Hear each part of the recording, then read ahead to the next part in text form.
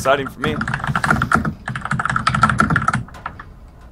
See all those casters. Oh, and the game is starting. The countdown is on. Everybody get ready for the After Hours Gaming match between Groupon and Blackberry on Alterzim Stronghold Tournament Edition. Which is way better than Alterzim Stronghold Tea Time Edition. Tea Time Edition. Alright, so I hate this map straight up. It's Protoss favored. Protoss can just warp in, and when I go after a base or try to attack someone, I can't, like, if I trade my regular A move and trade, I have to wait for all these units to run from the other side of the map to get there. And I like to A move, Al, and Blizzard is taking that away from me. Zerg is the army with the highest positioning requirements, in my opinion. You have to have very good positioning and movement, and you can't just A move like you can with Toss. I'm sorry. That's my opinion. Alright, but in the top left-hand corner, we have that teal Protoss player. His name is Sisk, representing Groupon. And near the bottom, we have the red Terran player, representing Blackberry. It's Professor Frink. And he definitely has this beautiful piece of fruit just hovering above his command center. Yes, that's for the SCVs to snack on when they get bored of minerals. Tasty minerals. They get so over that rock candy, you know? Well, it takes a while. First the base will empty, and then when they're starving to death, they'll think, okay, I'll have some fruit. If only this map was Fruitland. Yeah, it's a shame they aren't putting that in the AHGL rotation so far. I put it in my ladder pools, and people veto it hard. Like, they'll give up one of their vetoes just to get rid of that map, and it's usually Terrans, because there's absolutely no way to do Reaper, any type of Reaper scout with that map. There are so many options for scouting other than Reaper that I would think they wouldn't mind. Scan, for example. Does it block scan on that map? Yeah, no, that works.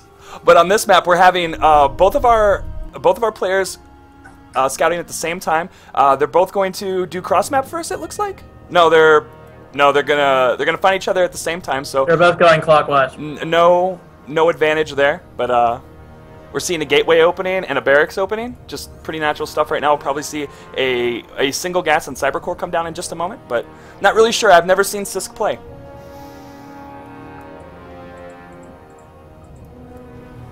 What if he'll do that zealot cancel trick that the pros were all doing like a season ago? Oh yeah, to get that to go for Nexus first. But yeah, I mean, you could go. You don't boost it when you cancel.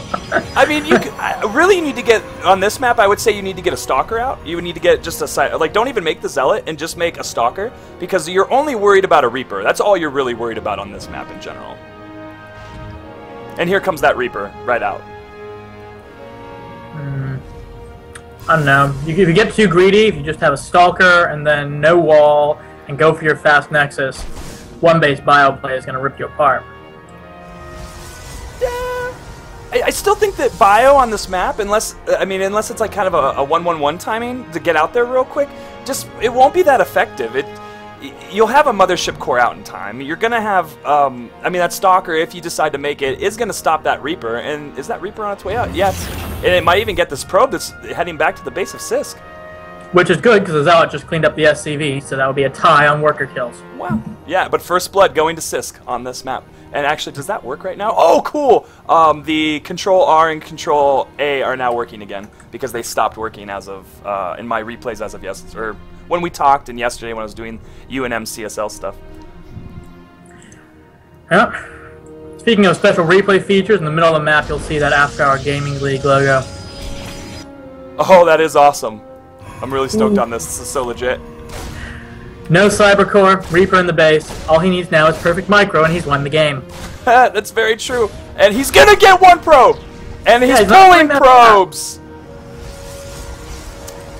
The Zealot Ring Around Rosie and the pull of the probes. I'm not so keen about the pull on the probes, but if you feel that it has to happen... Oh, is he gonna get a second one? Oh, crap! As I said, with perfect micro, Professor Frink has already won. We're not expecting perfect micro, but the pull on the probes is probably just, worried that might happen. No, for sure. The Cybercore needs to go down. He needs to get a Stalker out to kind of stop this. This two Zealots thing kind of put him behind. He should have just invested in the Cybercore and had that... I mean, that's what I would do if I was a Protoss. The Reaper's back in the... Yeah, well, no, you don't have any options, basically. It's either Stalkers or lots of cannons. Or maybe the Mothership Core, which is a slower thing that requires the Cybernetics Core. So, yeah, he's just got nothing against the Reaper right now, aside from massing Zealots out of one gateway. Which league was Sisk in? He's actually unranked. I don't know if he's been on a Smurf account, but Proffrink seems to be doing some work on it. That 4 kills on that Reaper right now. It's definitely paid for itself, and we'll still be able to scout any shenanigans coming from Sisk, which I can't tell exactly what he's doing right now. He has double gas on his main, but he doesn't have a cyber core yet. The number of probes queued up suggests that he is not the best macro player. Okay. Let me see this right now. Yeah, just 2. Yeah, I mean, he did have a Chrono Boost kind of saved up over the course of that battle, but yeah, we'll just see if he macros 4 out. probes on each Nexus. And we are seeing our Terran player go for a 1-1-1 timing with some Marines and 2 mines. This is going to be very, very annoying. Yeah, that's the aggressive sort of bio play that I was thinking of, though. I tend to do it as a 1 base all in. Okay. I'm surprised, though, that he pulled the Reaper back. There's still nothing that can contest the Reaper, but it's just sitting there scouting instead of bringing my kill count up from 4. Well, he didn't see a cyber core, and he saw two Zealots and that expansion, so he knows that there isn't anything tricky going on. There's nothing happening around the map, no types of proxies, or kind of maybe more standard things like a proxy Stargate, or you know, maybe like DTs or something. It's very, oh, I'm just doing something that isn't necessarily standard. In which case, why not just force him to do it without probes? With perfect micro, he can win the game. Yeah, it's possible that Proffrink just isn't confident enough in his micro to try and kill every single probe with a single Reaper. And he's getting a forge right now. He does have a stalker out, so that will be able to stop. Will this get picked off? Will it get picked off? And it will! Unfortunately. There goes the scouting. But look what's heading toward the main base of Sisk. Ooh, a mine drop. Oh, it's going to be really terrible. The aggression in full, just a drop, but yeah, especially since that cannon placement in the middle of space. Oh my gosh, Sisk, I'm sorry. I'm so sorry. I don't mean to say it, but you're gonna get raped by these little mines. It's really bad. I'm sorry. And he's getting +1 right now. He has a Zealot kind of rallying in the back, doing a little patrol. Is that a patrol? Yeah, he's doing a little patrol, but it's not gonna matter. He doesn't have a robo in sight. Or has he put down a robo? No, he just has. He put down a bunch of gates. Maybe do some type of timing with a +1, but I'm not necessarily sure. Probably trying to do some really non-standard, really late 4-gate. Oh no! And here they come! All 4 of them dropping into the natural. At least the Zealots aren't to roll as tanks. That was good. That was just 2, but the other 2 are going to drop in the main right now. We're going to see how much he can get done. And the burrow. Oh. 2, 5 kills.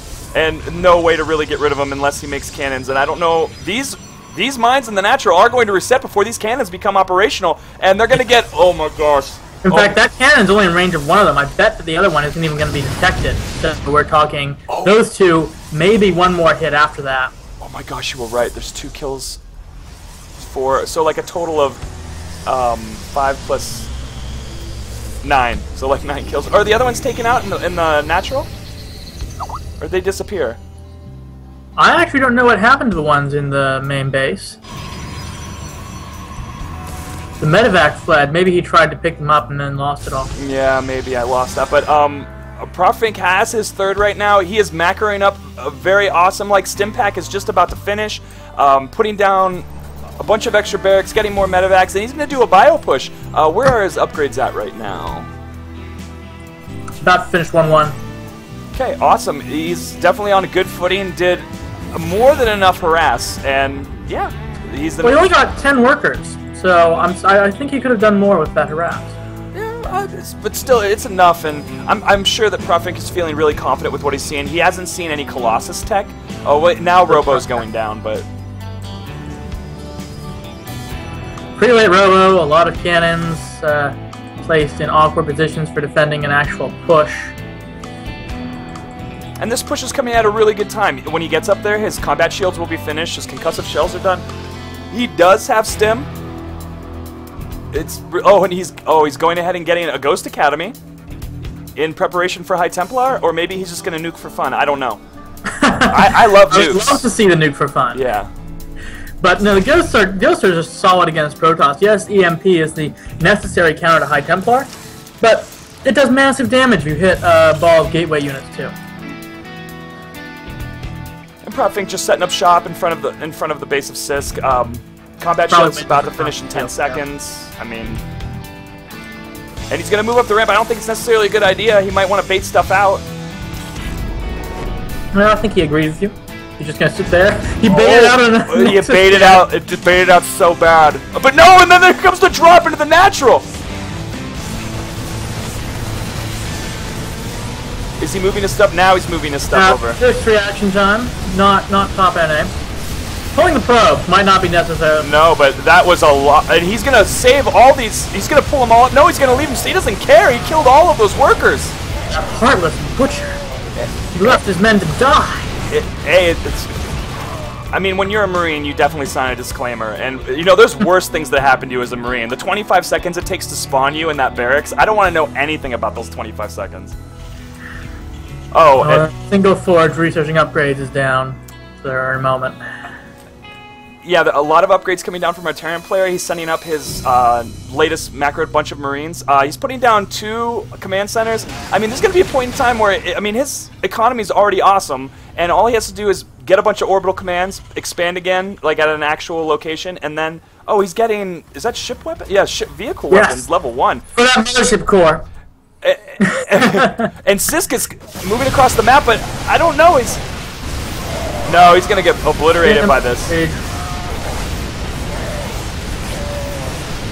I mean, the Marines doing what they can. I mean, I think there's just too much stuff from our Protoss player. However, I think he could have chosen that engagement better, but he will be fine when that army gets to his base. Oh no, absolutely, and he definitely has the upgrade advantage right now. I mean, is he getting 2-2? Yeah, 2-2's finished, and Protoss player just going home because he needs to, you know, get this warping because he doesn't have a proxy pylon out with him. And oh my gosh, there's that one Widow mine just chilling there, and gets a stalker kill and then dies, but. Wow, delaying that third in such good fashion. Let's go ahead and look at worker supply right now. 31 to 75 in favor of our Terran player, and army supply is in favor of our Terran player. Usually, with Protoss and Terran, Protoss can have a little bit of a lower army count because their units are, you know, potentially way stronger and have AOE. But we're not really seeing this from Sisk right now. He's not really going to. I mean, we're transitioning out of mid game into late game, and there's really nothing there for him. I mean, Stalkers. He doesn't have link for Stalkers. He doesn't have upgrades. And Stalkers, I believe, just become useless at a certain point in TVP. Well, at a certain point, you end up starting to use them as blink raiders as opposed to your primary army.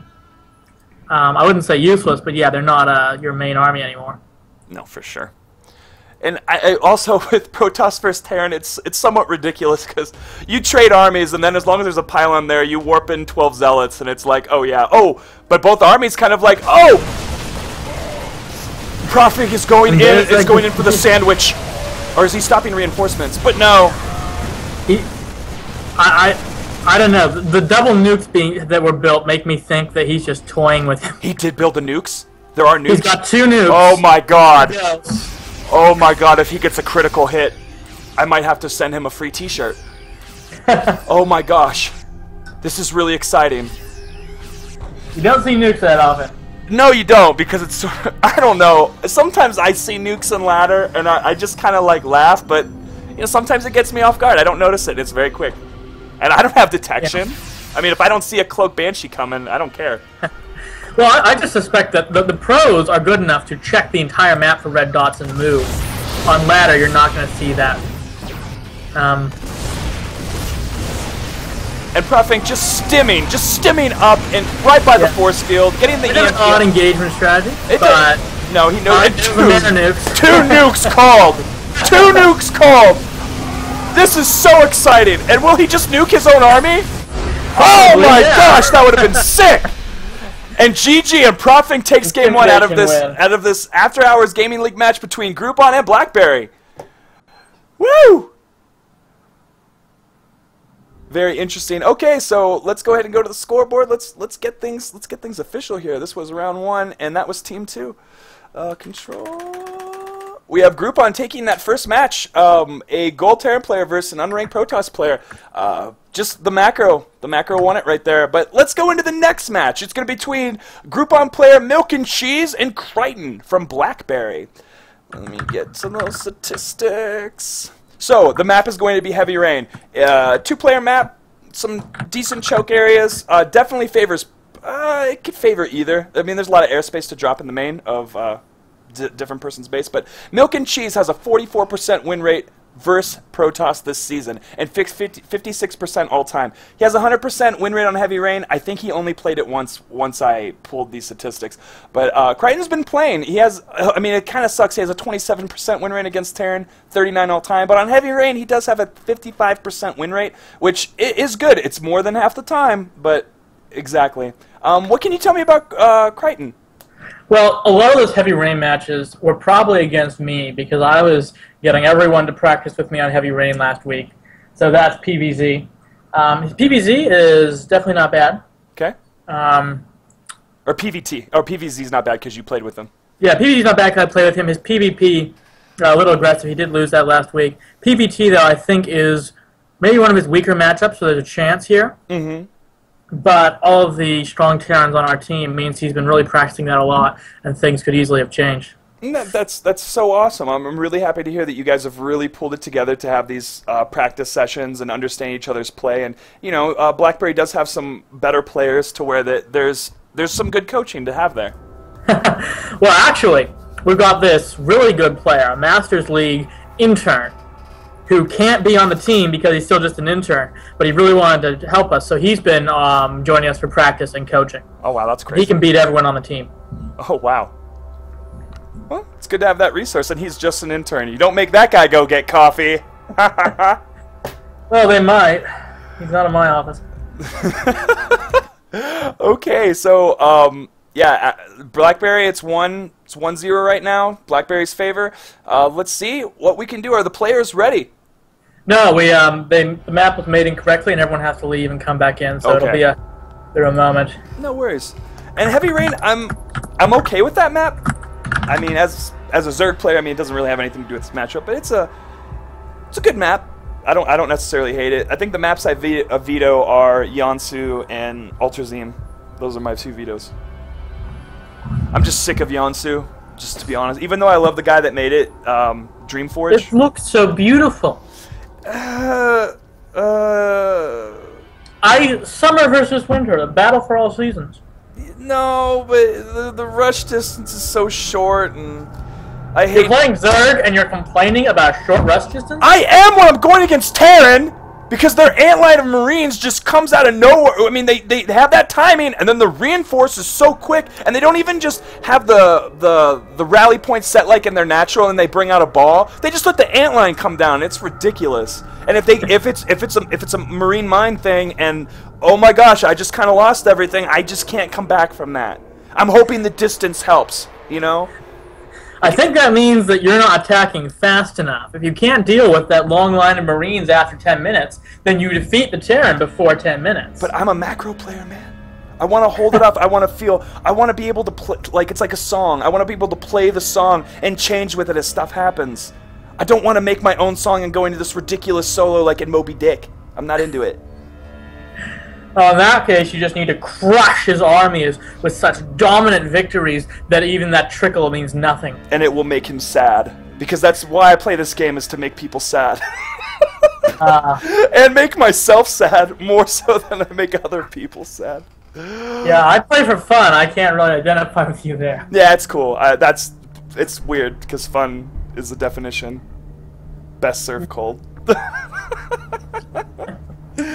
Well, fun can be served at any temperature. It's very versatile. Yeah, it definitely is. And it doesn't burn the mouth as much as you would think when it's hot.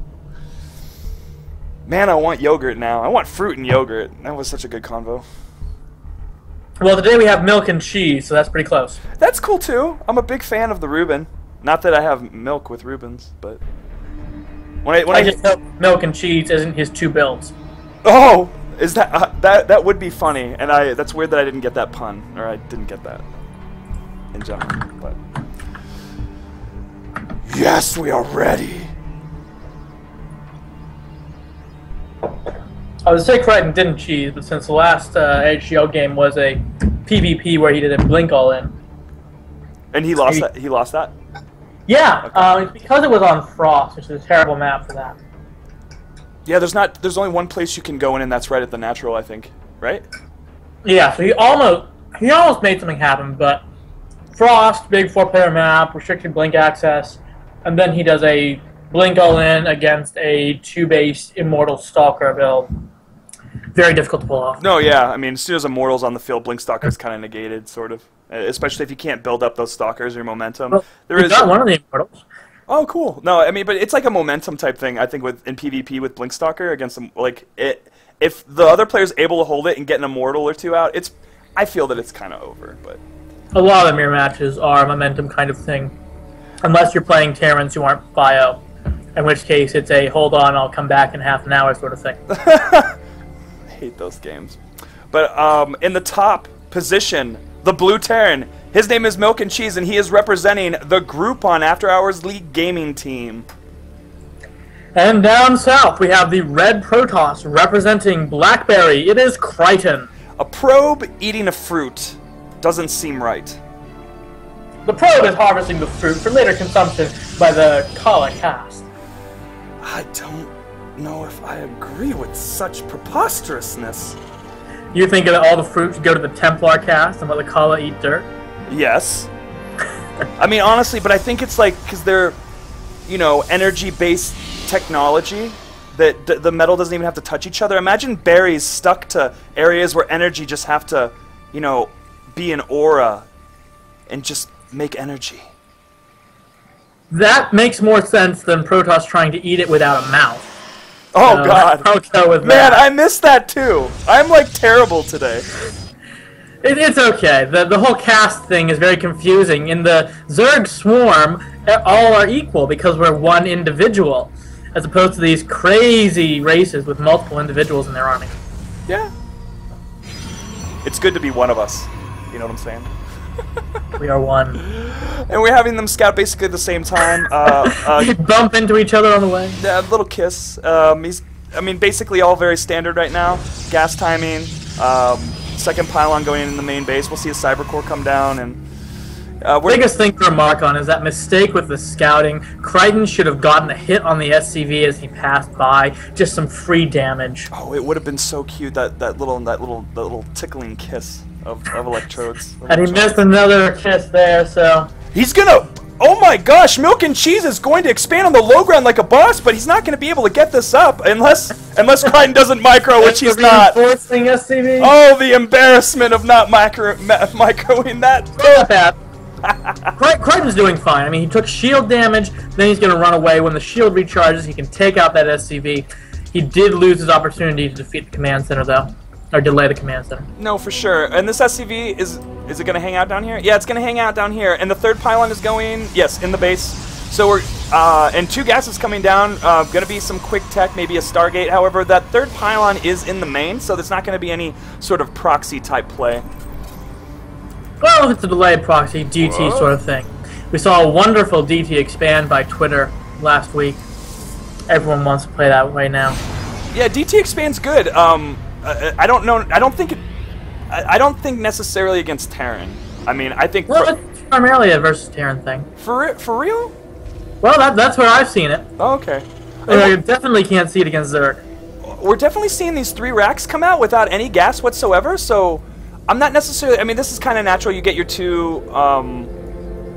You do get your 2 racks while your command center is building. However, he doesn't have any gas yet at all. He's getting out his first offensive units right now, and that mothership core is going to be able to do quite a bit of damage on this Terran. Possible. I mean, the Marines are okay against the mothership core. The real thing is that it's also backed up by a Stalker, and if Krighton micros it perfectly, he's won the game already. Oh gosh, no. I mean, really, yeah, just hit the front right now. Oh my gosh, this is an engage, and SCV coming up to maybe Down. Oh gosh, this is gonna this is really bad. Krighton just he's and the bunker goes down the main. Really worried. Oh, that's so sad. Right. Oh, but just move in. Core has taken hull damage. It just a little bit. It doesn't even matter.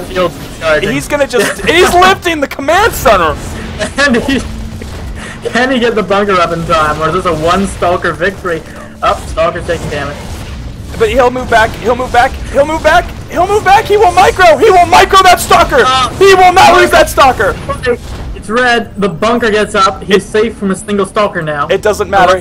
He stopped that expansion. He got his own down. He's floating quite a few minerals right now, but that's and he's putting down 2 more gateways. His warp gate is about to finish. No, that's a Twilight Council. So is he going to do DTs? Is he going to do DTs? Is that his thing right now? He could do it. No, the warp gate already finished. I'm more expecting Blink Stalker. Okay. I mean, DT expand is more about making them cautious and not eager to expand. If you already pushed the second expansion back into the main base, you go for a meteor strategy. Yeah, I mean, he's getting a factor. I mean, Zealot legs? He's getting Zealot legs right now? Maybe he just wants a really big army. I mean, Charge Lot Archon is a great anti-Terran composition. What's going to be the Archon? And I think he's moving a little too fast with that upgrade. I gotta say he's moving too fast with that upgrade. If he's gonna like focus on a more, I don't know what kind of timing would come with just Zealot legs, because there would have to be something else to supplement. And we have enough Marines. Well, I mean, a big gateway army, just Zealots, Sentries, Stalkers. With Zealot legs, there's not much the Terran can do against that except beat it straight up. Okay. Because the force fields, I doubt we'll see force fields here that are pro level, and that means that you need to keep up with a kiting bio army. Okay. Does it seem like I'm dropping? Oh god. Never mind, it's cool. We just have to get through 2 or 3 more games. Let's see what's happening. We do have Terran, yeah, just finally getting those gases. Getting his starport, has his factory now. Looks like he's going to move into Tank Marine. He's getting Stim. Let's see the worker count. Yeah, definitely in Protoss favor. 40 in Protoss favor and 26 for Terran. And that Phoenix definitely got a great scout off. Definitely seeing the Terran is definitely somewhat behind, does not have any army. Could just do like 3 warp-ins and probably head up there. And he's chrono boosting his +1, indicating some type of timing with Zealot legs. So. Well, there's the Templar Archives as well, so I would not be surprised if he just... Oh, for real? Oh, yeah. Some Archon, some High Templar without Storm, just for Archons. Charge Lot Archon. Just decimates those Marine-only armies.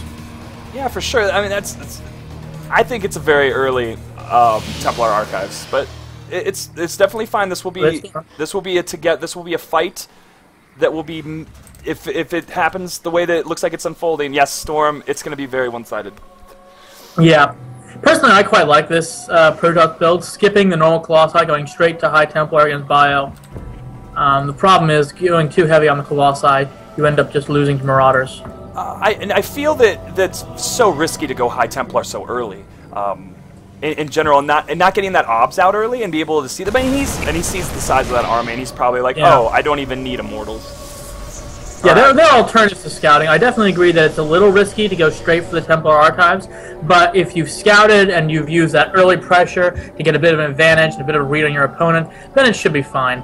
It also looks like he's very concerned about drops. You can see he's got Templar there, ready just for drop defense. But we are seeing our Terran player just move out. He does have enough, and oh my gosh! And Protoss just took his 3rd right now, so this is kind of like a vulnerable point right now because his High Templar are out, but they don't. Well, they got Storm now, so that's actually really good. Won't be there slowly. They don't have the energy though. They're gonna have to turn to Archons. There's nothing for them to feed back. He's gonna lose the tank. Advantage. He's gonna lose the tank. No, he's not gonna lose the tank. Odd choices by both players there, really. Invading a photon overcharge, and he's just gonna sit here. But does he see that the 3rd is right there? Does he see it? He does. He does. Siege tank range. He should be able to just take care of it right now, but he's not. He's just. But the Protoss army's moving up. The Zealot legs are taking out the Marines. Oh, and the Storm! Feedback. Where are those Blink Stalkers? That was very killer control from coming from Krighton. MilknCheese, did he macro behind that as well as he could, but he doesn't have. No, he's up right now. His bases are fully saturated. Well, not quite. He's still missing some workers on gas. Oh, okay. I mean, he's Terran. He's building Marines. Who needs gas? Oh, and he has 1 more than he needs to on this gas. Embarrassment on the VOD. Sorry. But no, a Protoss on 3 base is a very scary Protoss, and oh gosh, so many Storms. How many High Templar? Oh, 8. And he's continuing the Phoenix scouting, so who needs Observer? No, that's very awesome. I love it when I see a pro, because the problem is when I off race is I feel like I'm completely in the dark. I don't have Lings, I don't have Overlords, and I don't have Creep. Yeah, well, every race has their own way for getting vision, and this is Protoss, and it's a pretty good way. I just would recommend not always using Phoenixes. They are the best, but if you mix it up, you can start actually getting some of the value out of hallucination that it confuses them. Send in an Oracle and make sure it dies quickly so that they don't notice it was fake. Maybe some masked Void Ray hallucinations to really scare them. Oh wow, that's so many mind games with Sentry Energy. But you see, there was a StarCrafts episode where the Third Army just retreated off the back of a cliff because of a massive hallucinated army, and the sentries were left giggling afterwards. Oh, left with the Medal of Honor. We do have a drop loaded up. I'm not sure if... I don't think it's really going to get too much done. I think Krighton's pretty much prepared for that. We'll see if his reaction time is good. I mean, just have a look at the left side of his main. He's got Stalkers and a High Templar for feedback and cannons. If his reaction time is good, he'll take 0 damage. If the reaction time is bad, he'll still hold off that drop. Oh, and this will it see it? Yes, it will see it. Oh yeah, definitely seeing it. Question is what the player did. Oh, but what is he doing? Why is he go? It's now or never, MilknCheese! It's now or never! And we have the third coming down for MilknCheese right behind this aggression, which is good because it may pull back the army and give him a chance to really get it up. And he's just dropping right there. Krighton is alerted. Oh! Feedback, but a great storm gonna get cleaned up by cannons and a photon overcharge. That is, and he's gonna lose. Is he gonna lose these? No, there's no blink still. Oh, he does lose one. Very expensive failure. Oh wow! Another massive army with 2/2 on the Zealots. And three attack is coming down. We have more High Templar coming down. We have Colossus. External lance is being researched, and this is going to be a really tough Protoss army to defeat because the Terran is only 1/1 right now, and not looking like he's getting his 2/2 anytime soon. And the Terran Bio's power is in 3/3. When you have 3/3 Bio, it's very hard to stop. Storms have to be good, and ghost control is really important also. And it doesn't even look like ghosts are anywhere near into being produced. Yeah, no, Krighton's way ahead. He's so far ahead that he can afford to tech switch to Colossus, which I don't quite understand why he's doing that. He's already got Storm and Archon. How much splash damage does one guy need? I mean, when you're Protoss, why not just get all the AoEs? All the AoEs. Come on. Yeah, because a more refined strategy allows you to hit sooner with everything you need. So, despite having a commanding lead that's just grown over the course of the game, the big attack from Krighton is still only at 17.5 minutes. Oh, wow. Krighton coming in, just focusing on this, and the storms are so unbelievably good!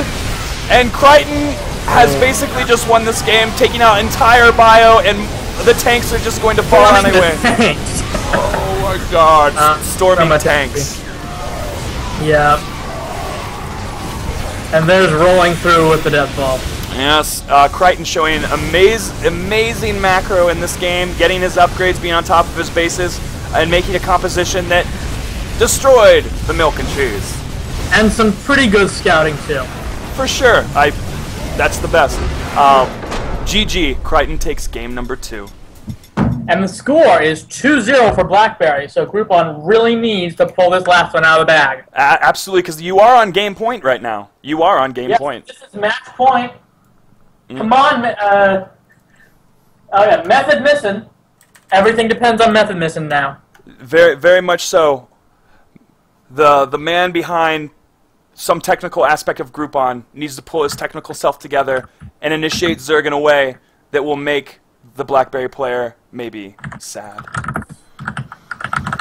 Well, let's go ahead and look at those stats right now. So, Methodmissin, a Zerg player who I've seen play before. His style is characteristic to either some types of 2-base early all-ins, or 2-base early all-in, but when I say 2-base, I mean just a second hatchery, Ling Bang Ling Roach type things. And then he does do, against Terran, some more macro-oriented plays involving a lot of queens. He has a 42% win rate against Terran this season, 49 all-time, and a 71% on this map, Frost, which is a 4-player map, will benefit a Zerg player a lot more than a Terran, I believe. However, I believe it's a pretty fair map all around, to be honest with you.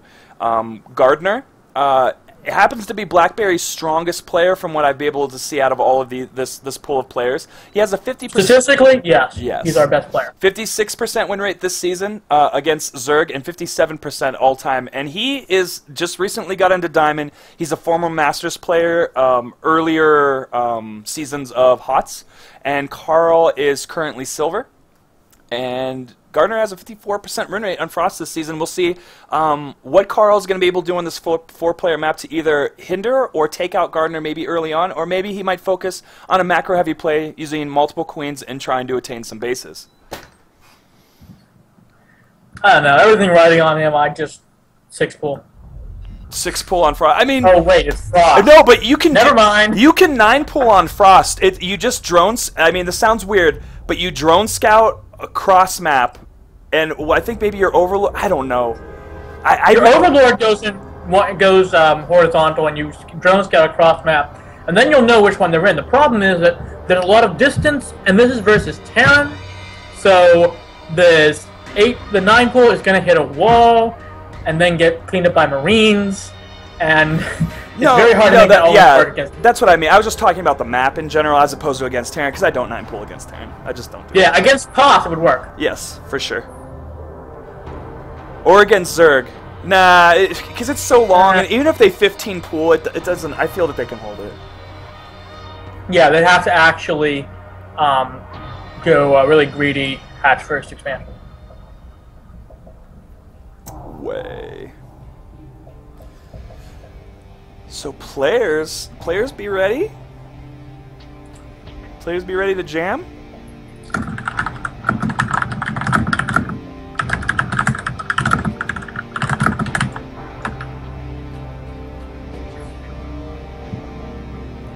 Awesome, we have 2 Rs.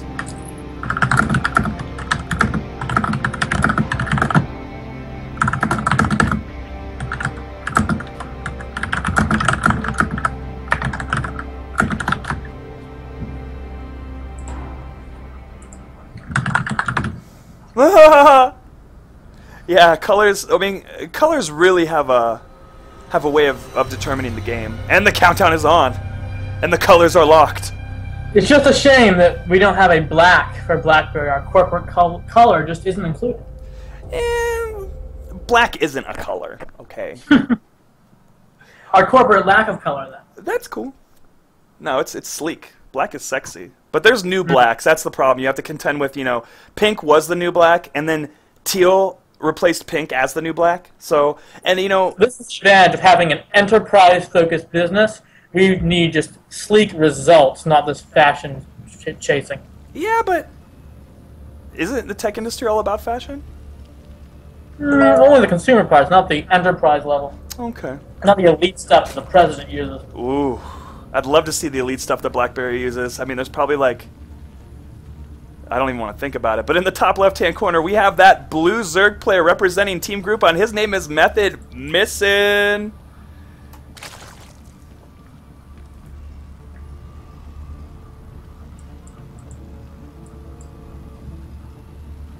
Would you like to introduce our red Terran player? Oh, yeah, sorry, your call dropped for a minute. Oh, for real? Oh, crap. And in the top right corner, we have the red Terran player representing Blackberry, BB Gardner.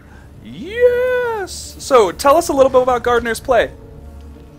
He's really been just very sort of standard Terran so far. I mean, I've seen him play Bio and Mech.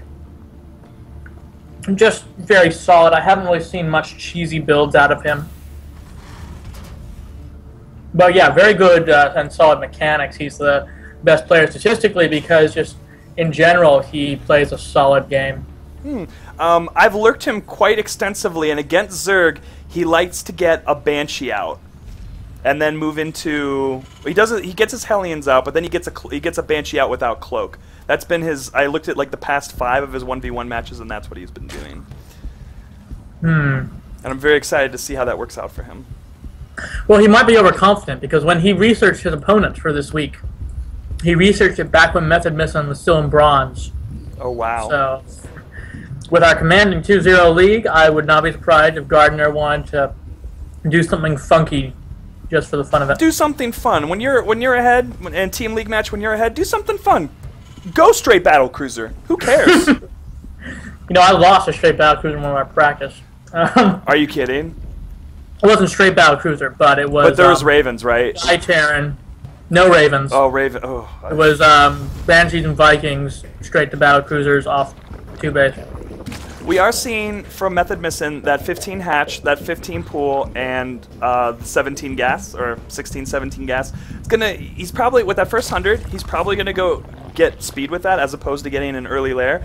And we'll see if he continues to get gas after that, because that will determine if he's really wanting to do something early or if he's planning to do something a little bit later. And his queen count will also reflect that. And we are seeing that factory coming down, so we will see a 1-1-1 play from our Terran player.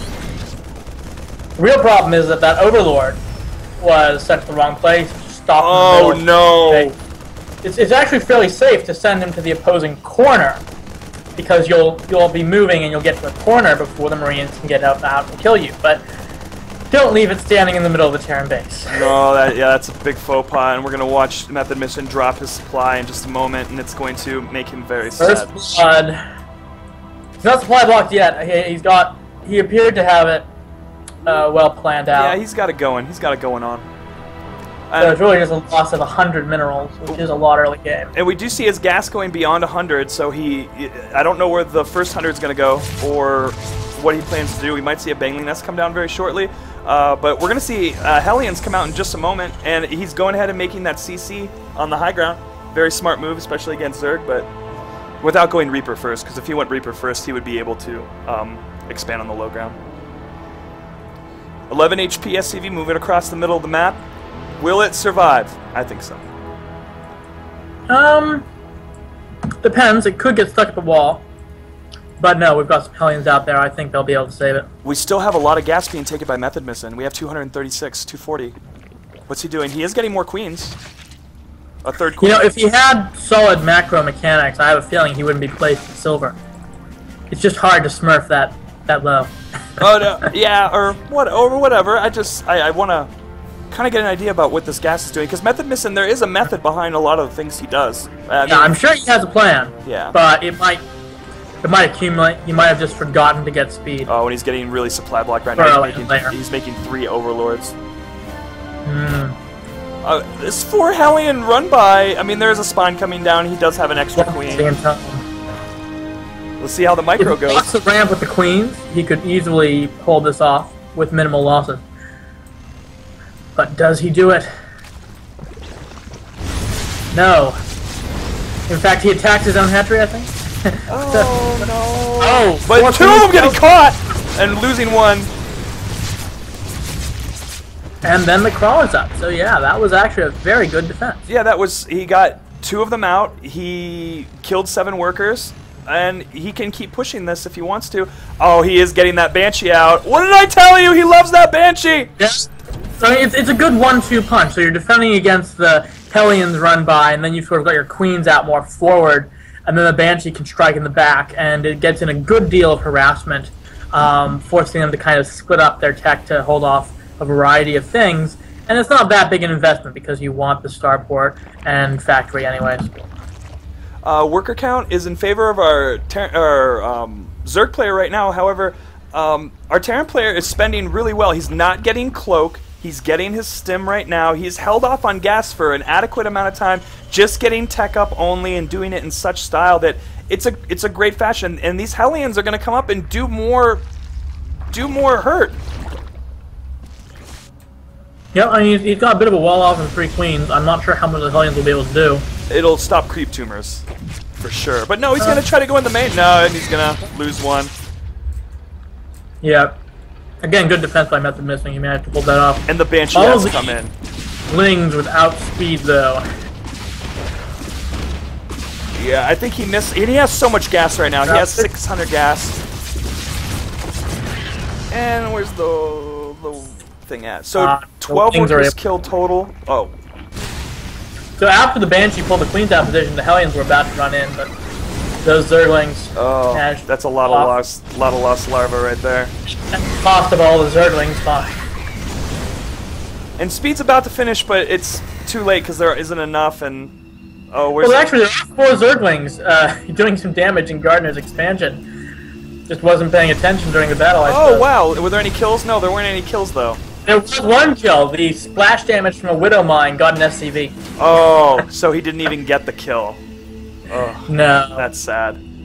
There is a dropship in the main of Methodmissin. Rally point by our friend Gardner was... Oh, but now he's pulling it back. Oh no, he's going to go in and scout with it? Could be. The computer does this a lot. But the other guess is that he's just trying to scare him. Fake drop. That's pretty funny. We do have a roach horn coming down. I don't think this is a good idea. I don't think it's going to work out. I mean, these Hellions are going to be able to spot that. He'll be able to put out bunkers. He's macroing very well. He'll be able to get some stuff out. But again, Methodmissin's gas is now at 1,200. He needs to just take dudes off gas, get a third. Or switch to infestors or something else that's gas heavy. Super gas heavy. And what would be good against... Infestor. Oh, I mean, yeah, infestor against bio, but again, microing that is... But he's going to do roaches. But mass infestor works against anything. I think so. Just neural parasite, as long as you have more infestor than they have units. I think Ling Infestor Ultra is... Ultra coming later. But Ling Infestor is super, super strong. God, this is a lot... This is a lot. This is such a lot of Hellions right now. I don't think... Well, he has a few roaches. Yeah, the roaches probably just a reaction to the Hellions. But I have to wonder how that will fit in with his long-term strategy. And it brought Methodmissin to canceling that. I don't think he necessarily needed to, but he has nothing to defend it. I mean, he has enough to defend it. He could have just kept it going and moved his queens out. Yeah. Those roaches could probably take the Hellions out. Oh yeah, straight up.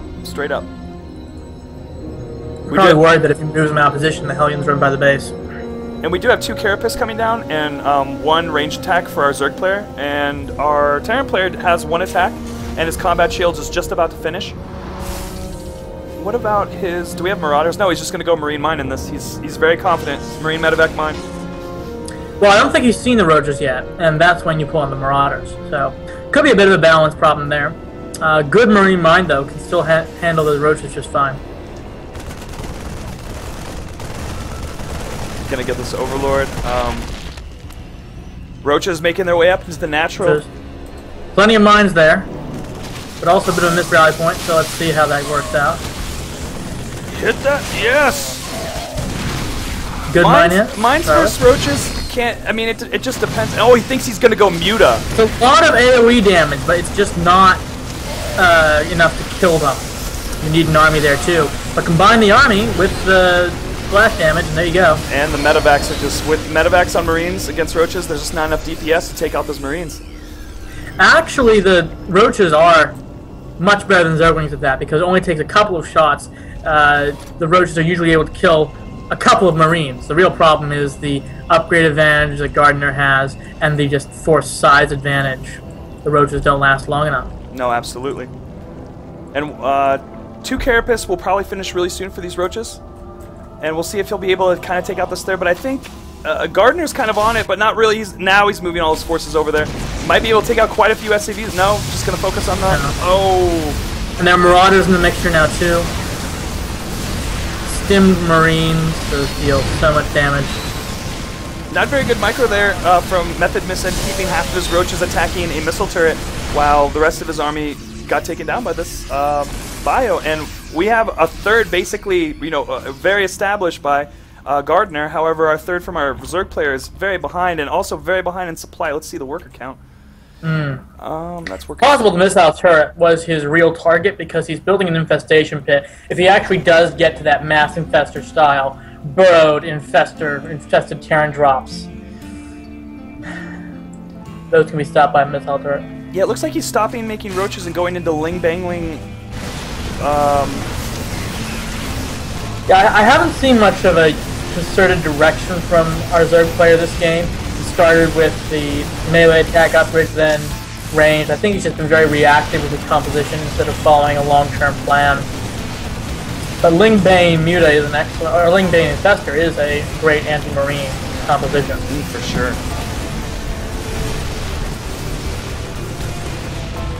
And a bunch of Banglings popping, speedless Banglings. They will be able to get out here, maybe do some damage. And see how those Widowmine hits are? Non-existent, actually. Yeah, Widowmine hits just aren't there. Oh, on the roaches. Not so much. The lack of anti-air is the problem here for Methodmissin. All those Banelings and roaches just can't stop. We're seeing swarm hosts from our Zerg player. Oh, well, that's exciting. It's exciting. I don't think it's a good idea though. Against Bio. Because they can all just lift and drop on it. Oh. I've also seen some really good cases of Swarm Host versus Bio where the Terran player is indecisive. Because the Locusts have such high DPS, they can snipe out Marines each wave regardless of the medevacs. And so if the Terran player just sits back indecisive enough, their army gets whittled down. But there's absolutely no anti-air from our absolutely not. Those medevacs are uncontested. It's rare that medevacs in the sky. Are you seeing the drop? It's not much. Yes. It's not much stuff, but it's definitely annoying. The counter to Swarm Host, moving your army. Yes. No. Exactly. Just dropping. Just being like, F that. I won't even face that. You can have my natural. Oh, pulling drones. We're natural in this game. This isn't. Oh, this is not good. But is he focusing on? Ouch. Oh, and the Queens are blocking the Locusts! It's so bad. The sadness, but they're still getting the shots from the low ground or the Locusts. Yeah, and the Queens, his only anti-air, have taken more out swarm hosts coming out. But it's okay. That was devastating for Methodmissin. And we're having more bio meat at the Xel'Naga Tower. I mean, not necessarily a lot. We are seeing our Terran's minerals just kind of skyrocket. He is putting down a lot of barracks. They're naked. Should get some attachments on there. Just keep the ant. And he with this much money, he definitely needs to put down enough supply depots to, because I mean, he has the money. There's no reason to be supply blocked. There's just. Well, and that mine is still there at the front base. I mean, that's if he makes lings, but no, I mean, he's content with these swarm hosts. But again, swarm hosts that are burrowed just in base.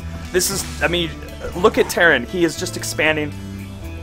Yeah, I mean, the swarm host burrowed in base. It could be any unit. Keeping it there on defense and letting the opponent have map control when you're behind in bases.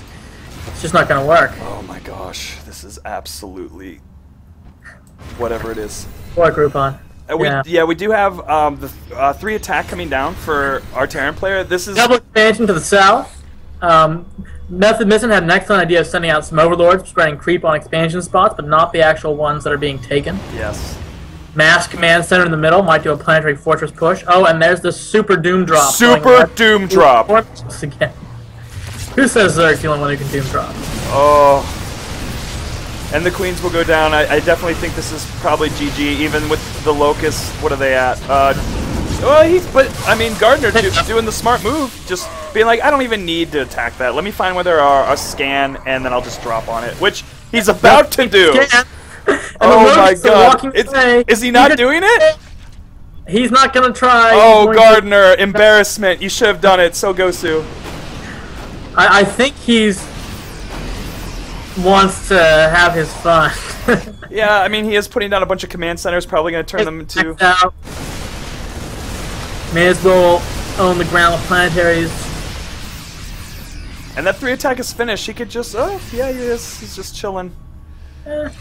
May as well wait. Well, he hasn't even started 3 armor. Armor is also important against the Swarm House, but against Zerglings. For sure. And he's getting so many orbital commands right now. When it comes down to it, or is he going to just change into Banshee? Did he move that over? Yeah, he's putting another starport on his tech lab to get Banshees out. I think he's going to try and end it with a Manor Mule attack. Oh God, that's terrible. Or PCs, because of all those starports going down. He could sack most of his SCVs right now. He could sack most of them. Yeah. Well, the real problem is that I don't think he can sack his army to replenish with battle cruisers. He's going to try and do battle cruisers. He's going to have a hard time losing his army unless he sits in front of the swarm host for too long. This is so troll. He should just end it. He should just end it. This was so troll. Yeah. Might have to talk to him about manners later. That's okay. I mean, you know what? Esports wins with this. Groupon doesn't necessarily win. Blackberry doesn't necessarily win. It's esports that wins. Yeah. Well, it's always fun watching, just going head-on against the Locust Swarm. It's something that brings a tear to my Zerg eye. Actually, abandoning his third. I expect Methodmissin to try and use that strong Swarm Host defense. Strong is in when they run right at it and then wait fifth for the next wave. Oh, look, the stem, and they just obliterate, and he's just moving up there, and this is definitely GG now, unless he pulls back, and he's like, I want to get battle cruisers. I think he can get another wave of Locust off, but it's not enough. No, not at all. There's just too much bio here, and we will see the GG. There's the GG. No mana pulse. And Blackberry taking this best-of-4 series against Groupon for the After Hours Gaming League. We will be playing the final match. And did you say you also want to do the ace match? We'll see if we have time. Blackberry actually has a double match today. We have another against National Instruments at 2:30. Oh, for real? So time for the ace match, we'll do it. But we might end up being schedule constrained just because of how epic these games have been. Yes, no, for sure. For sure, G. Okay. Let's go ahead and take a look at the last match, potential last match. We have Exor against Mob. Exor is a Terran player. He hasn't been playing on this particular account this season. He hasn't played on Daedalus Point, which is this new map, and it has no win rates of all time or this season against Protoss. Mob, however, has a 67% win rate this season against Terran, 75% all time. So he's very confident in this matchup, and being way above half, 70% is good. That's really good. Daedalus Point, I don't think he played it that much, or he may be vetoing it, but he's only played it once or twice. That's why he has a 100% win rate on it.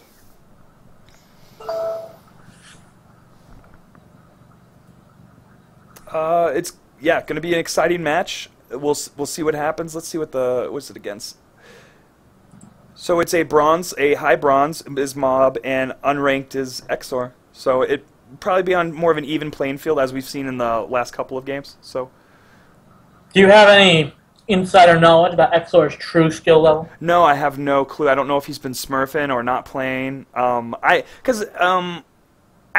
As the person who I am, I like to make these stats graphics. I like to look into the players. I like to get to know them. This is a very exciting thing to look in to see how players have played and perform, or if they haven't been in it. You know, he hasn't been playing, so I haven't been able to find it. But Mob has definitely been playing. He's been a constant an active player these past couple weeks. So it's exciting. But I always love it when I make graphics for games like this. And I'm like, I don't think Exor is gonna, or I don't think like the player with the 0% win rates are gonna do it, and then they've been smurfing the entire time. Yeah, 0% win rate means unranked. It's almost impossible, given how the ladder works, to never win a game. Mm-hmm. I've tried to stay in bronze deliberately, and by drone rushing. And even if I just take my starting drones and attack, I still have to just surrender some games to keep from winning too many and getting out of bronze. For sure. And we're back on Frost? It's 2 Frosts? Oh, never mind. I was weird. I looked at something that wasn't the thing that I was supposed to look at, and it made me scared. Yes. This is Daedalus Point, and it's TVP. Which race has the advantage on Daedalus Point out of Terran and Protoss? Terran for drops, maybe. It's that front. The thing about that map that's so particular is it is a landscape style map, as opposed to being like a portrait, like, you know, higher height wise. And the front ramp is large. It's really hard to wall off. So it just really depends how people are going to abuse that or abuse that airspace. And you could take ninjas on it fairly easy. I assume you mean take hidden expansions as opposed to Dark Templars. Yes, sir. I do, because there is a correlation between the two. You either do one or the other. So sick. Yeah, some of those double-bladed scythes that the Dark Templar carry really remind me of ninja weapons. Ninja weapons. And the always cloaked doesn't hurt that either. For sure. I don't mind them so much. I'm usually pretty good about seeing the DTs coming, or seeing the D. Yeah, I'm ready. I'm ready, Wolf Brother. Rawr, let's go. Let's go, party.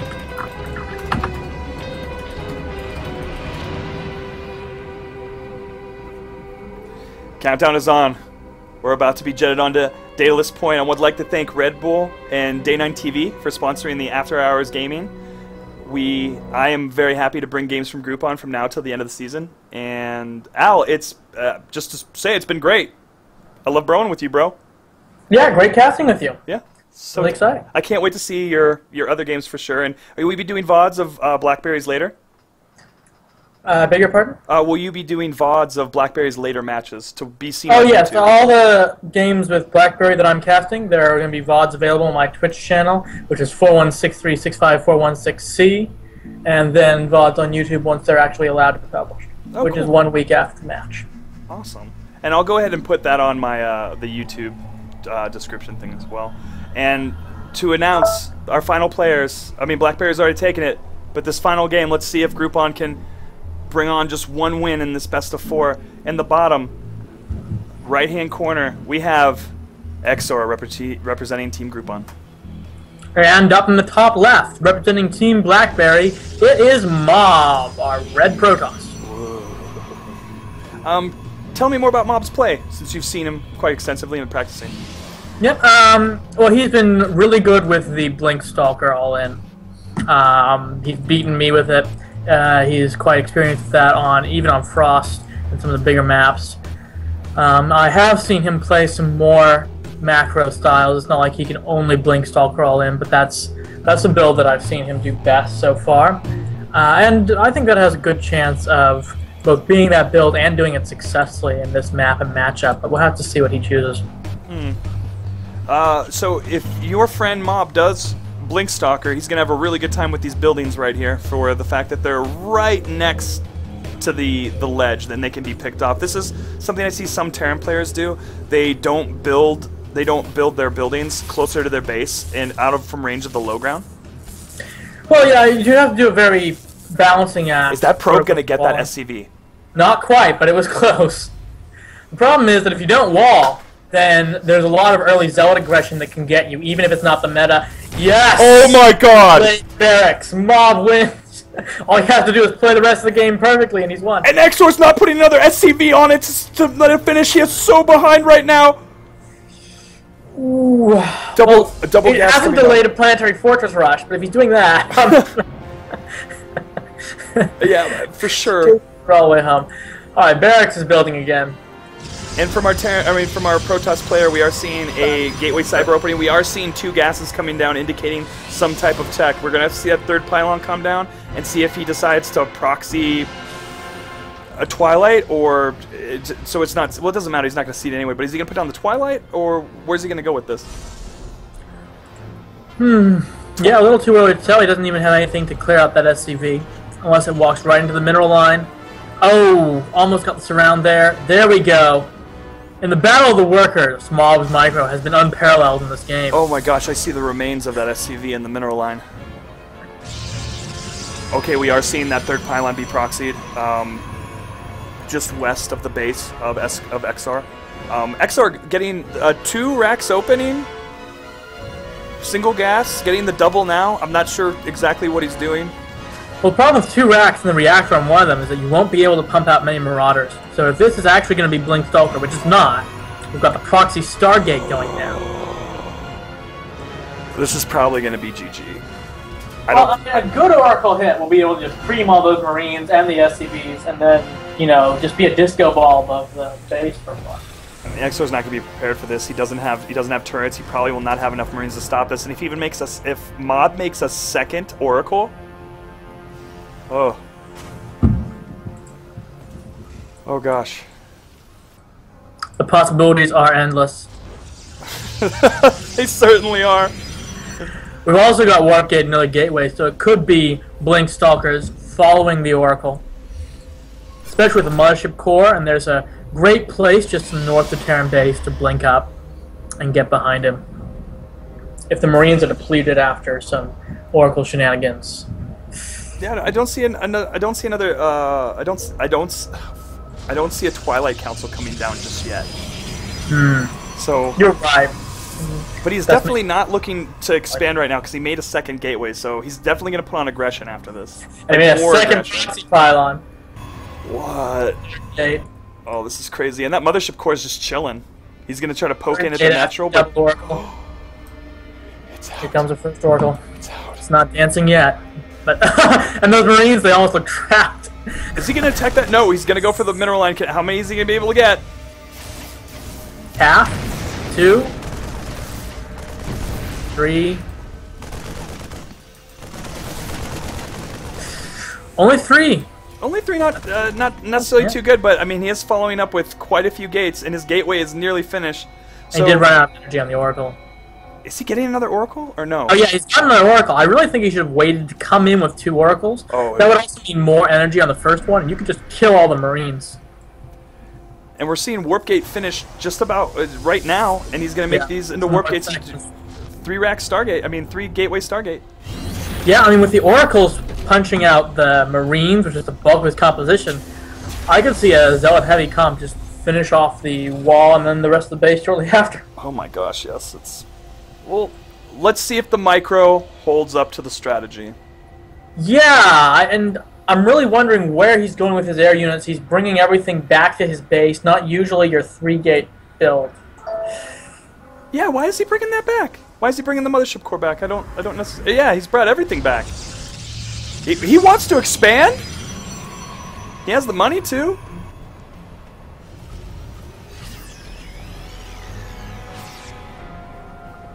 What does this mean? Is he waiting for... That's why I love casting these matches with people who don't do standard play, because you know what? It's actually exciting. Yeah, that's the nice thing about these tournaments where it's mixed leagues. The pros, you know what they're going to do because everything's so calculated that even the gas timing is a critical tell. With these guys, anything could happen. This is pretty awesome right now, to be honest with you. XR has a quite formidable force coming up. I think... Pushing out with that, it's a bit of an odd time, but it might work. And why is he not just going for the main? Just go! I think he's searching for proxy pylons. Oh, but he has a wall. Placed it a little far away.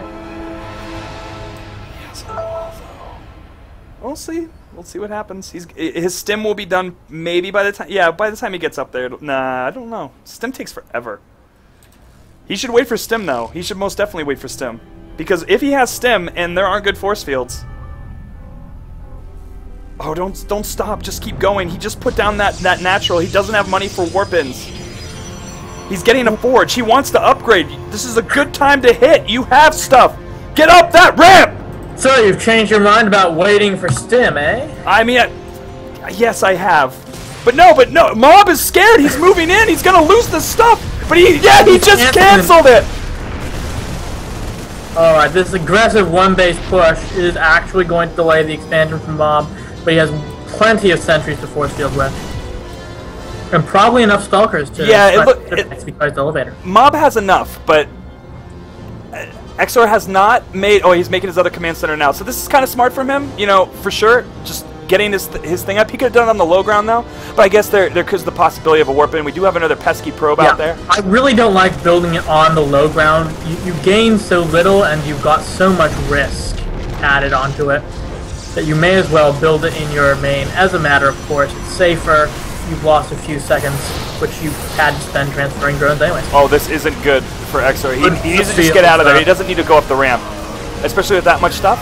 Viking for scouting.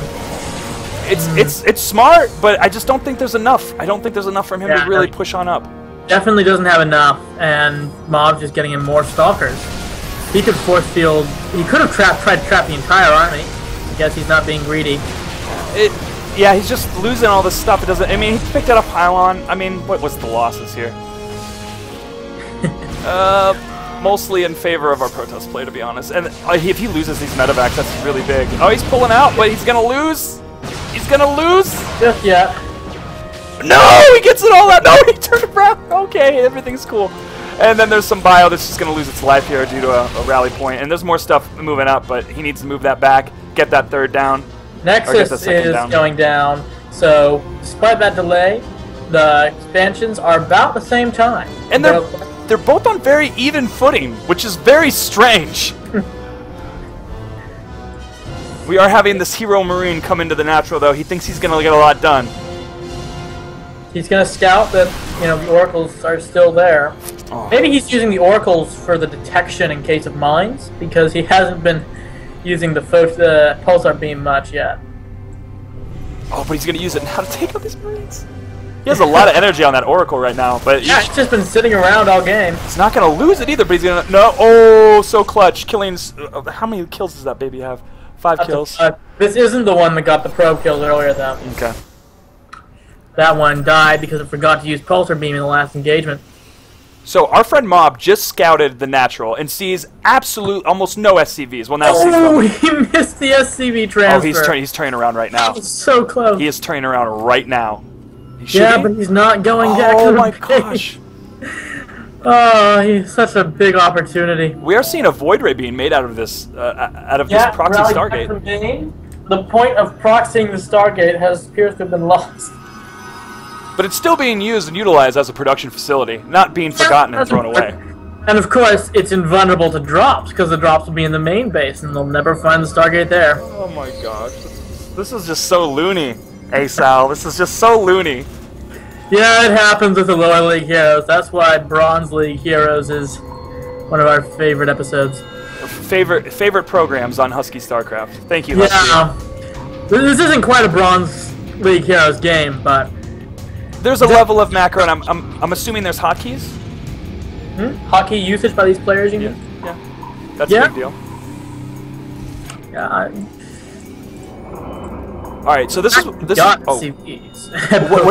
what did you say? I'm sorry, I cut you off. The fact that we've got SCVs on both bases means that it's not quite at Bronze League level. So, yeah, both players doing a decent job on the macro. It's really just the scouting and the strategic timing, I think, that's kind of been letting them both down. I really we've got an observer out from Mob.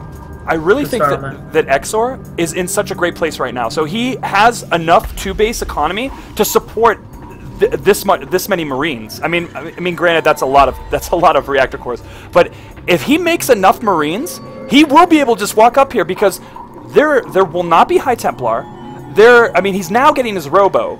I don't know how fast his Colossus tech is going to be. So he's second facility, but he has no robotics bay, and he accidentally built 2 Twilight Councils. Templar Archive going down. Okay, so Storm, but that will be quite late. Terran Army could easily push him before then. Yeah, could push him right now. But that would be too easy. Oh, yeah. And the Triple Forge. Oh my gosh, like a boss getting that shield upgrade. No, I think you just forgot he had the first one. Running on autopilot, I assume. Yeah. But he's going to move up and deny this third, and to be honest with you, unless the force fields are really good, he's not, oh, his rally point's still over on the other side of the map, though. He has enough medevacs right now to really make a push, or just Doom Drop. Yeah, there's a chance, there's always a possibility of that Protoss micro and abilities coming into play. Oh, the Oracle is turned on. Where is the Oracle? Escort deciding not to go for it. Where is this Oracle? The Oracle above Mob's base. The one with his army. That turned on. Oh, it turned on. Okay. Ready for the attack that didn't happen. But Escort deciding not to try.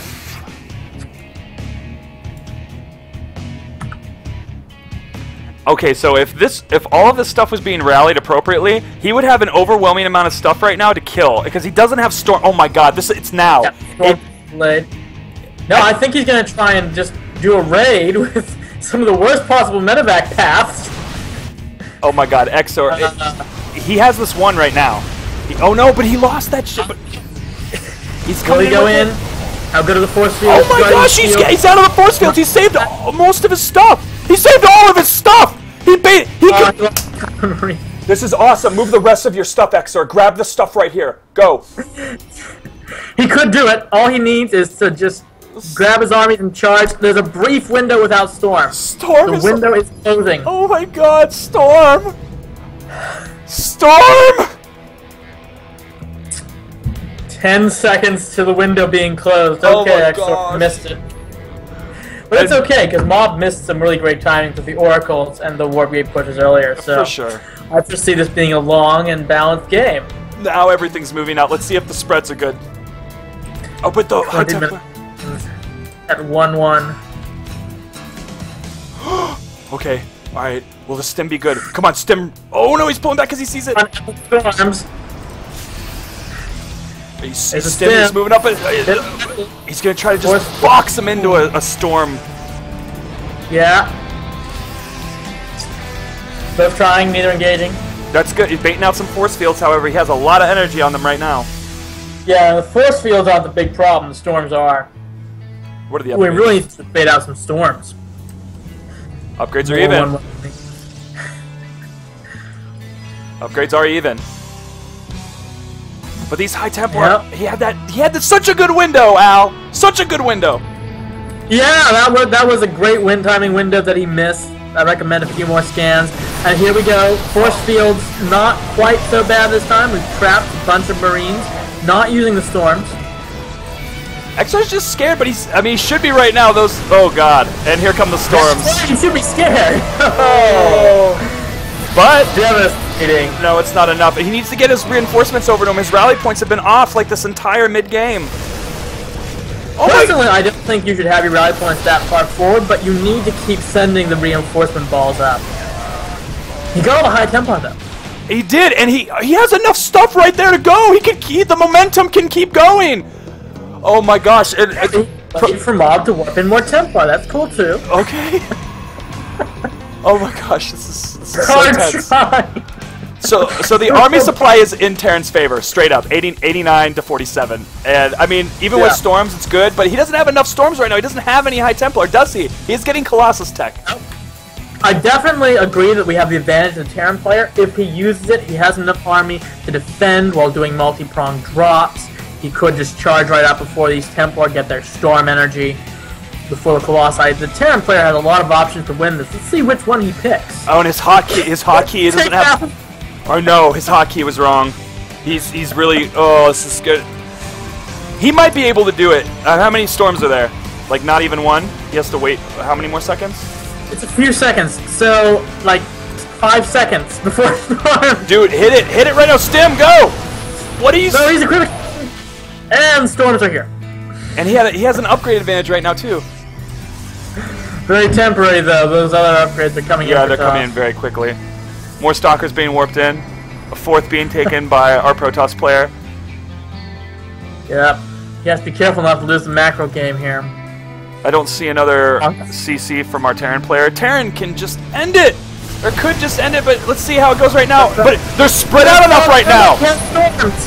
But he's spread out! His storms! This is so awesome! I mean, it'll only take out half of the bio, and really this is going to be a snowball in maybe Exor's favor. He just needs to kill this third and move up into the natural. Yeah, it's possible. Colossi upgrades coming, but I'm not seeing any actual units from Mob. No, and I mean, Exor just needs to move the rest of these. Just put the rally point up there, hit F2, and just go. I know that's a real new thing. Yeah, maybe spam the A button a bit, but... Because there's nothing to stop this. And he just scanned. He's totally into it right now. He's going to go up. And then why is he doing the drop? Why did he pick everything up? It must have been a missed micro. I think that was a mistake. We've got the Nexus cannon. Yeah, still not going to be enough. Oh, but he's pulling back. Why is he so scared? He has such an unbelievable lead right now. Would you attack a Nexus cannon with Marines? I would. Maybe about 25 minutes you would. If I'm 182 supply Terran, I'm attacking anything. Especially with an upgrade. Do I have an upgrade advantage still? No, I don't. But no, the upgrade advantage is gone. The massive army supply advantage is there, but now there's Colossi out. But still, aren't there Vikings? No, but it doesn't matter. There's not that many, and I think Exor's got this, and it's just moving slow to the punch. It's just moving, and he didn't hotkey the rest of his Marines. He might wait long enough for Mob to come back. He's got that hidden base. Oh, he just scans the base. And he's gonna go get rid of that. Yes, we're Exor making some pretty great late decisions here. But of course, that fourth's gonna buy enough time to get out the Colossi and the Dark Templar. Is there a Dark Shrine? There's a Dark Shrine. Oh Oh, I have no. not seen Dark Templar just yet, but they're ready to go. The wink and hello from Exor, so manner. But half of his army is strong enough to destroy that. And Yeah. here it comes. Lots more to add to. Wow. So manner, Exor, so manner. Taking out that base. But still, this Stargate is chilling there, but it can't be used. I mean, the rally, you can't even rally that anywhere unless you rally into his main. Is there any... But there's Still detection. easily pick up some Oracle kills, the Dark Templar to be doing something. And the stim up, and he doesn't... No F's given. Just going straight up. He might be overstimming against the Colossi. No, he's fine. No. There we go. GG. A very long and back and forth game. And go Exor for taking one, getting one for Groupon. Let's go ahead and get back to the score screen. Bit late, but Groupon shows that it is capable of getting games. Awesome. Where is it? Round 4, Team 1. And there you have it, guys. It's 3-1 victory for Blackberry. I'd like to congratulate Team Blackberry, Proffrink, Krighton, Gardner, and Mob for showing some great games and working together to accomplish a great victory for esports. And I'd like to also thank Groupon, Sisk, MilknCheese, Methodmissin, Exor, everyone else on the team for allowing me to be a part of their AHGL times playing, or whatever. And big thank you to Red Bull Esports and Day 9 TV for being cool and stuff. But is that it? Are we going for the ace match for the fun of it, or not so much? We're still asking in chat whether we're going to have the ace match, waiting on a word from Wolf Brother and Demostenese, our ace player. So we've got a yes from Wolf Brother. I think we're going to see the ace match for lols. Awesome! 4 lols. I'm so excited about it. And Demostenese is actually one of your top players, correct? No, actually, he's not. Oh, okay. It's really harsh to say that about when it's on my Friday, but Demostenese is just sort of one of our solid middle Terrans. He's pretty good. He keeps beating me in practice, but I swear it's just the crazy builds he does. Very entertaining player to play against. Oh, that's cool. I'm really excited to see that again. These lower league matches, since they're not standard, it makes me kind of happy to watch it. Yeah. Like, makes me want to put on a nice sweater vest and have a Arnold Palmer and maybe a thing of mixed fruit and just sitting and enjoying my afternoon. Or maybe having a Red Bull instead. Oh God! As much as I love Red Bull, I cannot drink that stuff. Yeah, I'm giving it a try just for the AHGL because they're sponsors and because I'm having to play all these and cast all these long matches. Energy drinks sounds good. I mean, I've had Jaeger bombs. I mean, don't get me wrong. I've had a Jaeger bomb or two in my life. So, I mean, I'm not gonna downplay the fact that that's awesome. I just have unusual tastes. I love the taste of cough medicine and all that stuff. Red Bull just tastes like all those crazy medicines to me. Okay. All right. That is kind of different. But I respect that because you know what? I'm the type of guy that will just eat sauce. I don't need to get a 20-piece or a 40-piece McNugget to enjoy a thing of sweet and sour sauce from McDonald's. I will just eat it. I don't need an excuse. I will just eat soy sauce. That's my guy. That's my guy. Okay. Now we've gotten our saucy chat out of the way. Methodmissin is the ace player from Groupon. We've already seen him and heard about him. A few stats about Demostenese. He's got a win rate this season of 76% against Zerg. So he's actually been doing pretty well versus Zerg. And the map as Habitation Station, he's got 67% win rate there too. So statistics looking good for Demostenese. Very, very good statistics. In fact, let me see if I can see Methodmissins before I'm out of his. Well, we did hear his statistics against Terran earlier because he did a ZVT. Oh, and that's right. In match 3. Yeah, that's very true. I wasn't thinking that Oh, that's really the wrong graphic. 3. But Demostenese plays a much more entertaining game than Gardner, if you ask me. Gardner's just, solid, straight up good, but plays too standard for my tastes. No, I can understand. We'll see. We'll see this excitement that brews. And what is the map we're playing on? This is Habitation Station. Ooh. More specifically, Habitation Station LE, the later edition. I'm gonna tell you that it's Terran favored because of the gold base. I don't think. All right, you can go ahead and argue with me if I'm wrong, but I believe that a gold base does not really benefit a Zerg player. Yep, I disagree with you completely. Okay. The Zerg usually has an edge in quick expansions and gaining early map control. I've always had good luck on Habitation Station getting that map control with speedlings, getting the early third at the gold base, and then we have a massive amount of drones and lings pouring forth, cementing sort of the map control and economy in the early game, or mid-game by that point.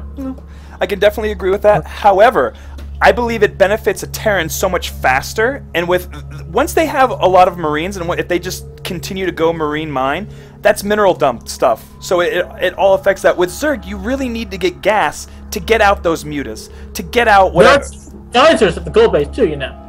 Yeah, but it's still, I don't believe that the gold minerals really do that much.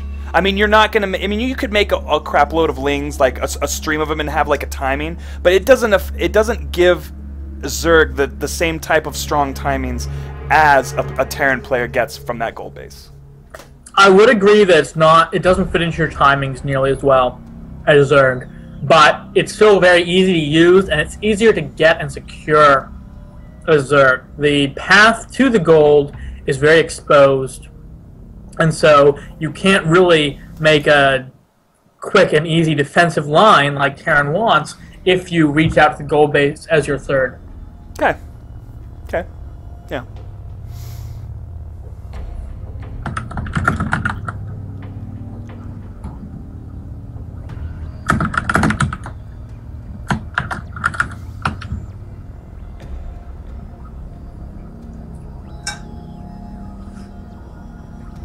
Or maybe I just like Habitation Station because I'll never keep remembering that game Scarlet vs. Bomber with the Baneling landmines. Oh God.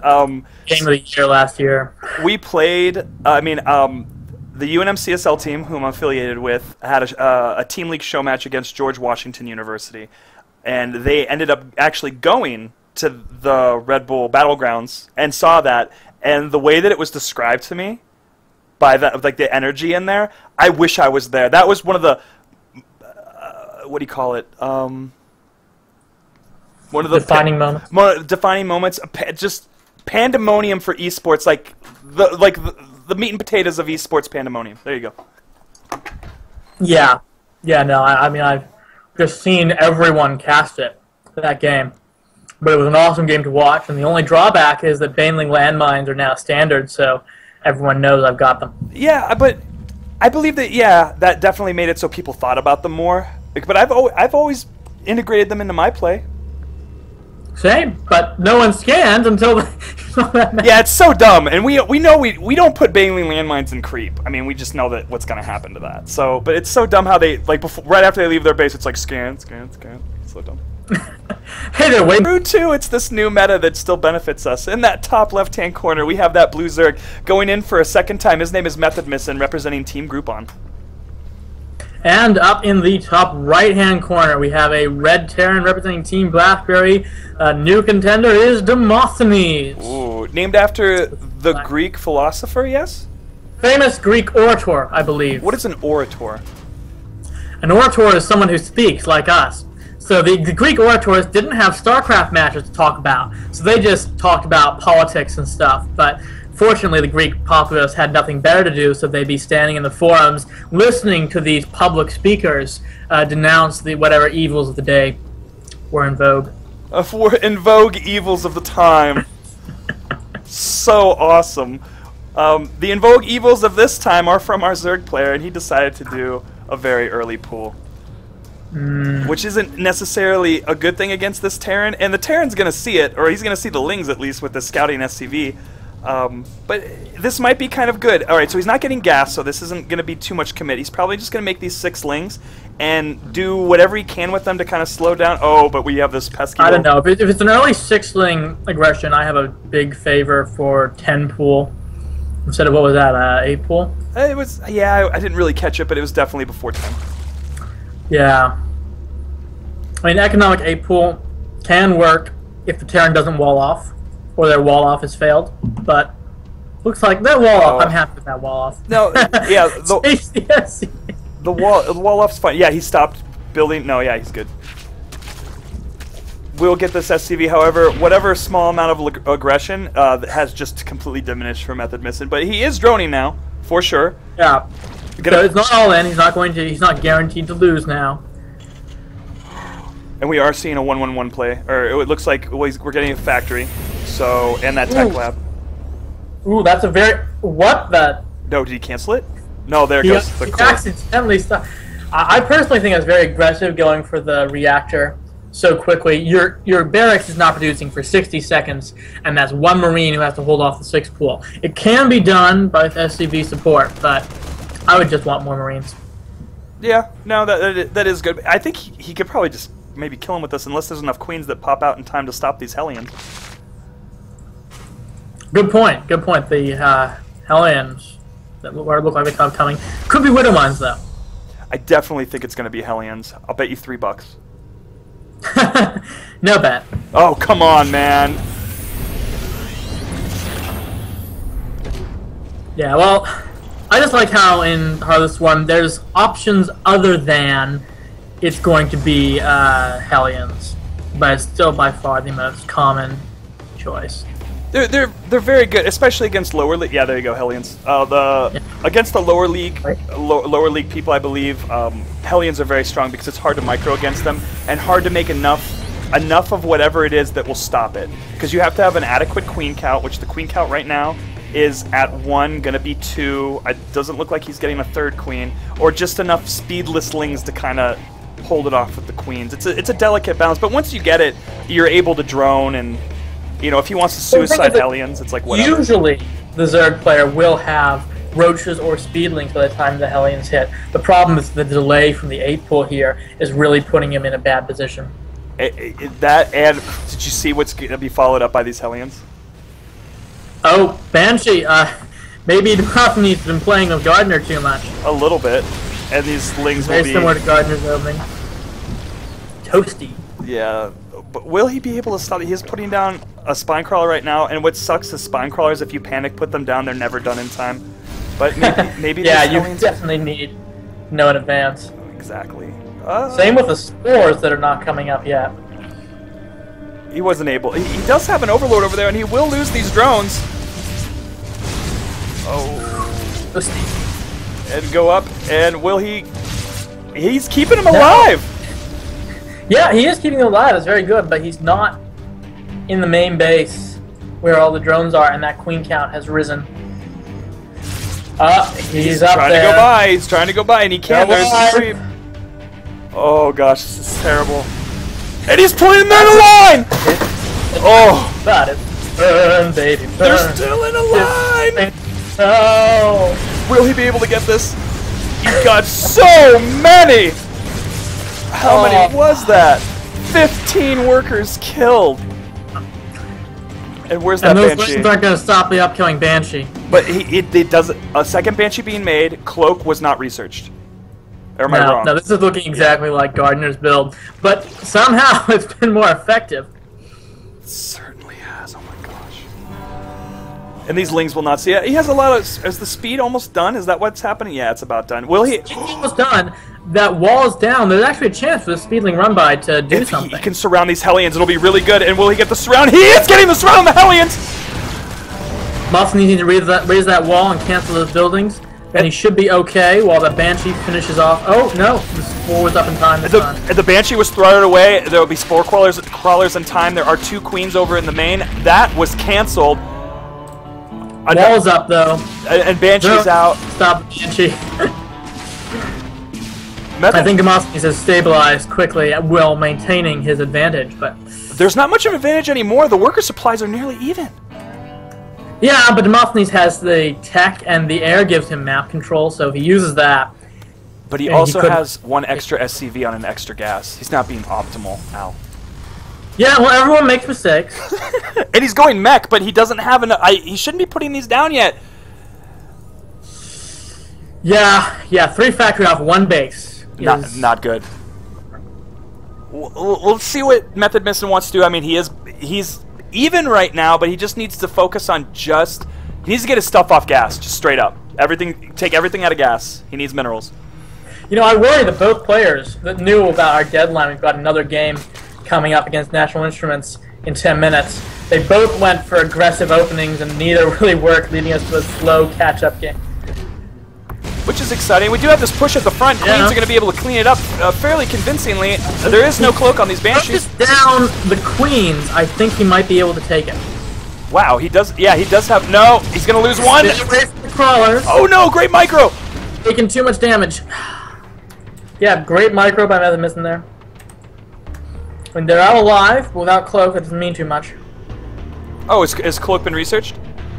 No, there's no cloak. Maybe he can repair them. Yeah, see that happen nearly often enough. He'll definitely want to. Getting his tech labs again. I still don't like this. He wants to go mech. However, he needs to get 6 gases. Yeah, I mean, by now he should have rebuilt the command center just in his base. Now he's starting it. Okay, and he needs to get blue flame because really he's going to be. What's going to happen is if our Zerg player decides to just stay a heavy Ling composition, he will be able to stop this mech army, being that there isn't enough economy to support enough production, and he's going ahead and getting a Thor straight off the bat. He must be fearing Mutalisks, but I did hear that from Gardner after his game. He was expecting Mutalisks and was really confused by the Zerg tech choices. Oh wow.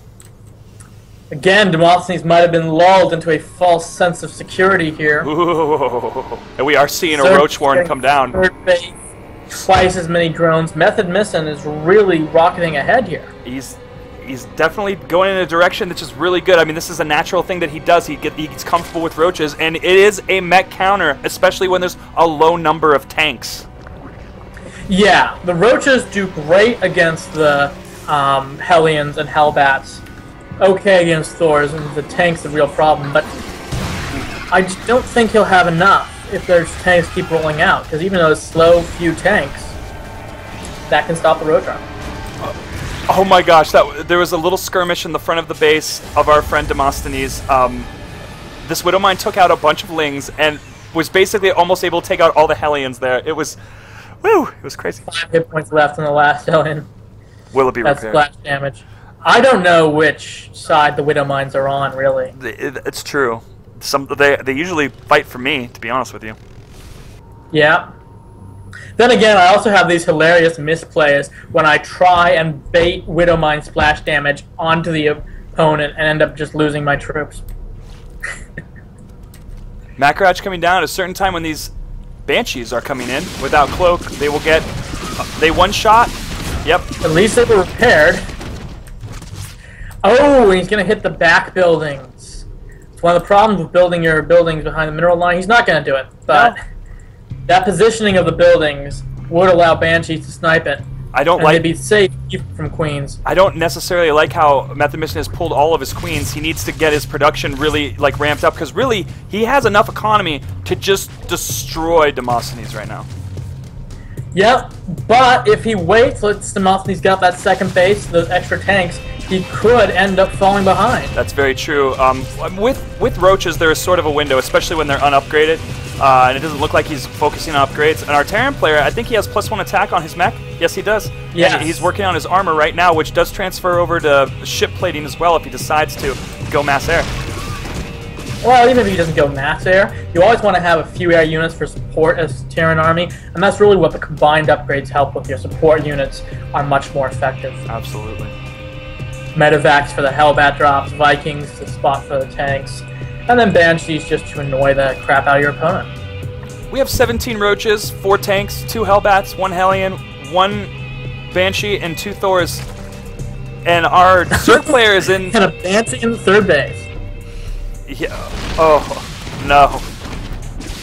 The Spore Crawlers will easily finish in time to take care of it.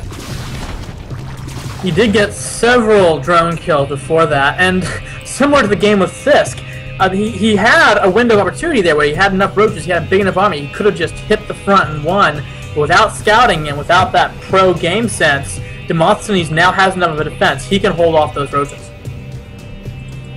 This mech army is starting to look a little much. It's a lot.